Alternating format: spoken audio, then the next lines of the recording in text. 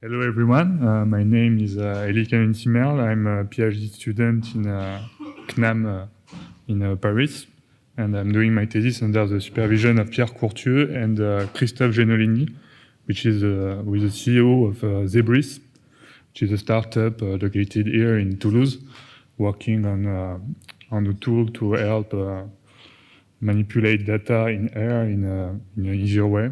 Actually, he's giving a lightning talk tomorrow morning if you wish to have more information about that. So I'm going to talk to you about typing R. Obviously, I'm not talking about dynamically typing because it's already the case. I'm talking about statically typing R and what benefits it can bring you in debugging code. So first of all, when we are talking about typed languages, we tend to divide them in two categories, so dynamic ones and static ones. The main point of difference being, in one case, you're performing type check at runtime, and in the other case, you're performing your check prior to the runtime, which leads to various benefits and drawbacks. Namely, you tend to have more flexibility in dynamic languages because as the runtime is actually running your code, it gets far more information about the values that it is manipulating. But in the same time, there might be some bugs or obvious mistakes that you made in your code that you might not notice at first sight, that a static type checker would have actually helped you catch earlier. And most of the time, not always, but there is a cost to the safety of static type checking, and it is that you tend to have a much more verbose syntax, like you have to remind your machine that 5 is still a numeric even today. So in the best of scenario, what we would like to have would be to actually enjoy the flexibility when we need it, and still have the safety whenever it is possible to have it. All of that without actually having to bother with cumbersome syntax and having to remind all the types everywhere all the time. So this is actually where most of the most used dynamic languages are actually heading nowadays. If you take the example of JavaScript, we have several tools that have been developed over the last years, like TypeScript, Flow, or Reason. All of those actually provide you with a static type checker for your code, even if it's still going to be run as a native JavaScript in the end, without any type annotation at all. Python also has MyPy, which is a project which aims to type check in a static fashion Python code. It is leveraging the fact that they added some versions ago type annotation in the syntax of the language. So this begs the question: what about R? What can we do? Can we actually provide static type checking for R, and to which extent? This is not an easy task because R is highly dynamic by its nature. Namely, even if you have lexical scoping in R, name resolution is actually resolved in a kind of a late binding way, without better term.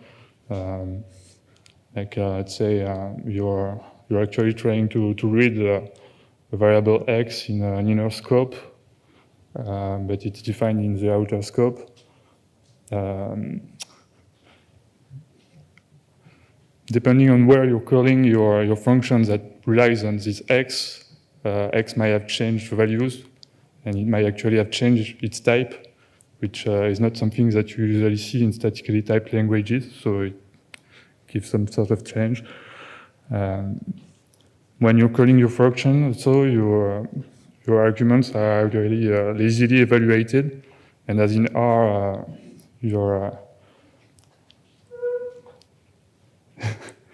the expression that you have passed as argument to the function might actually have potential side effects, just like if you call a function, but the argument is an assignment, for instance. If the promise is actually resolved during the call, you will end up with an assignment in a new binding in your environment, but if it is not, then the binding will not be here. It also features a lot of reflexive mechanism. So yeah, you can take a function and change its body, its formal parameters. You can manipulate almost anything that is used during the runtime. And you can even redefine the primitives of the language, which is not something that you see often. Like you can typically just come and say, yeah, if now is not if then else, it's completely something different. You can even redefine the parentheses. So obviously, it means that we cannot actually type all of these things, but still there is hope. And our approach is to keep our syntax. So it means no superset of the language as you might find in things like TypeScript or JavaScript, for example. So it's basically just to make sure that you can take your R code as it is today, feed it to the static type checker, and already have valuable information. And type what we can type, because we obviously know from the get-go that there are things that we will not be able to type in a static fashion, because it's just too dynamic by its very nature. So fortunately for us, there has been a lot of work that has been done in the computer science field, in the static world and not only. We have been having for several years now a lot of statically typed languages that feature a type inference, which is a mechanism that allows you to actually guess the type of your values and your variables without relying on any type annotation from the user, which is really useful in the case of R if you want to keep the syntax exactly the same. We also have an effect system.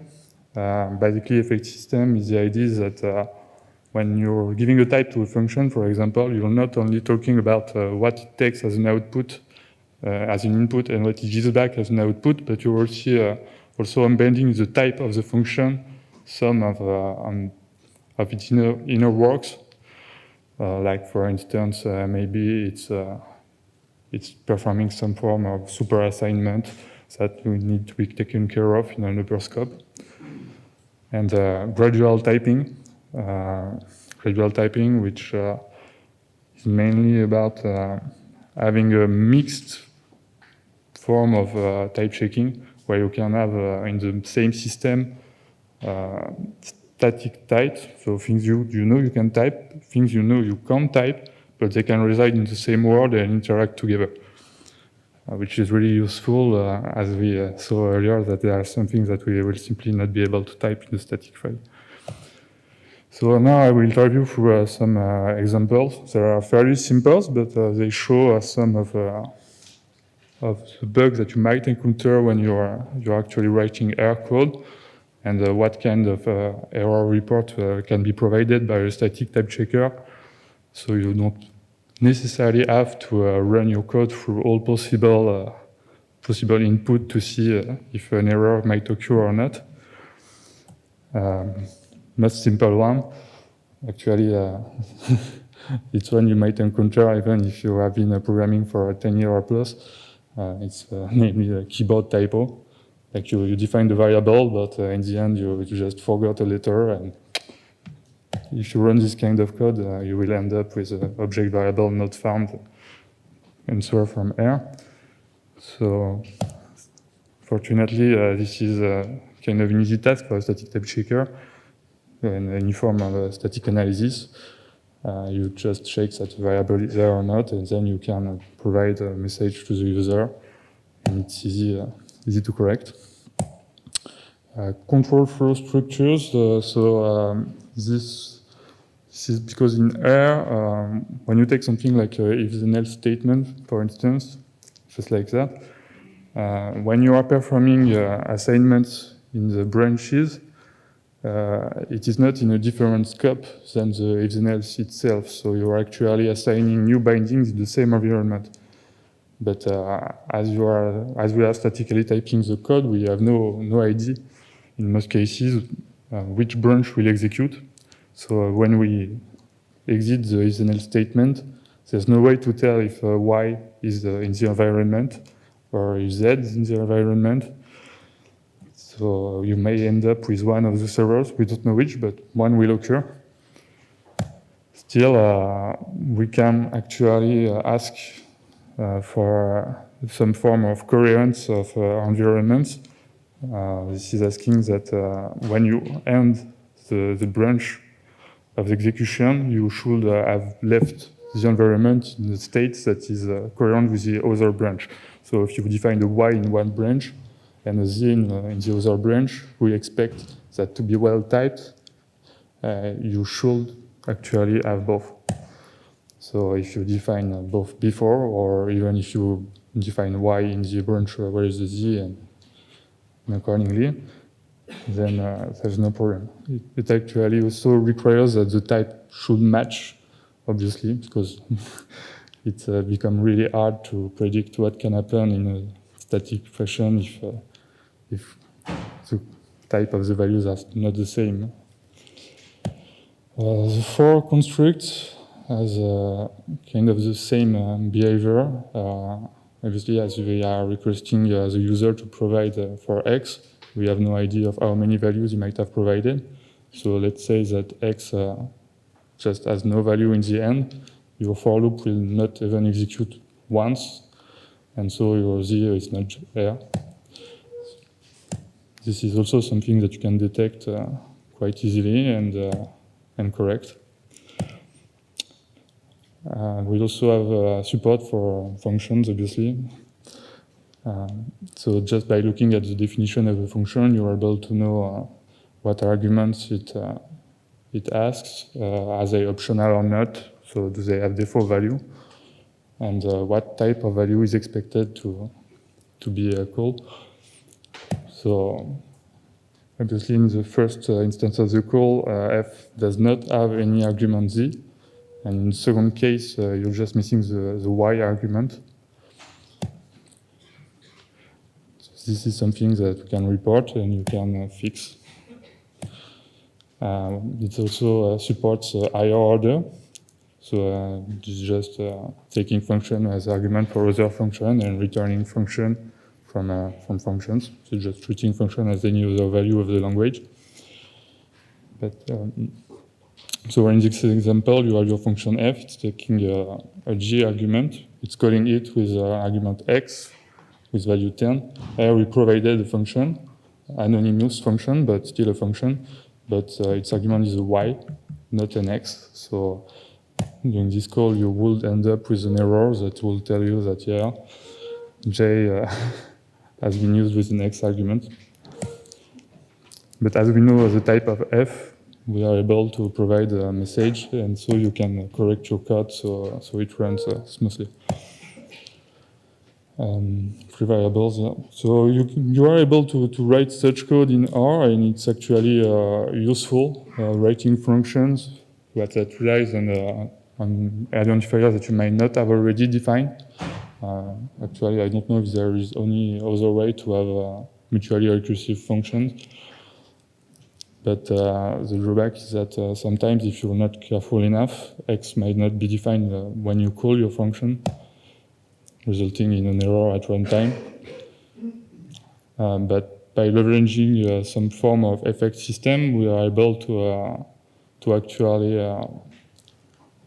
integrate into the type of f that not only it does not take any argument and returns a type that is one of x, it also requires x to actually be visible in the upper scope of the definition. So we can tell when you call f that x is missing. So super assignments are also a tricky one because actually in cases you can actually write code where you have no idea where it will end up depending on the state of the environment. So if there is no x actually defined in the upper scopes, you may end up in a case where you're just actually writing the global environment from a deep within a function. Here we require for everything to run smoothly, that you actually the X should be defined and it should have a type that is actually matching the one of the super assignment. So yeah, if you're not careful enough, you might not have the X defined. And we can tell you that, yeah, when you call your function, X may not exist. So this is dangerous because you have absolutely no idea where the binding will actually happen. And if you try to access X, it may not be defined. But you can fix it pretty easily just by adding X in the upper scope. So right now we are working on expanding on the fragments of the language that we are able to statically type while still retaining the benefits from gradual typing. And we look forward to actually providing some form of optimizing compilation for the fragments that we would have been able to completely type. Because once the types are known, you have a lot of information about your program, and this can allow you to actually bypass some of the checks that R is making at runtime, and that slows the code. So thank you for your attention. If you have any questions?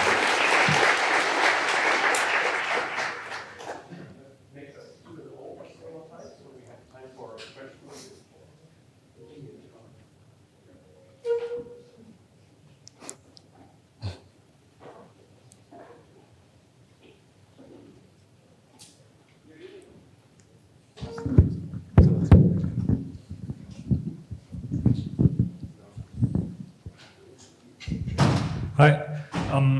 What is the result of your work? Is it going to be a package? Is it going to be an add-on for the R binary, or? Sorry, yeah, maybe I've not really been precise about that. The idea is that the company I'm working with is actually developing a tool, as I said, that is supposed to ease R data manipulation and also includes a code editor. So the idea is to provide actually a form of C++ library that will allow to be actually bound to text editors, as to be able to have live static type checking on the code as you're typing it. But how are you going to do type annotations that is still in line with our syntax? No type annotation. We are not looking to add a type annotation because obviously it is not in our syntax, and it is important to keep some error as it is.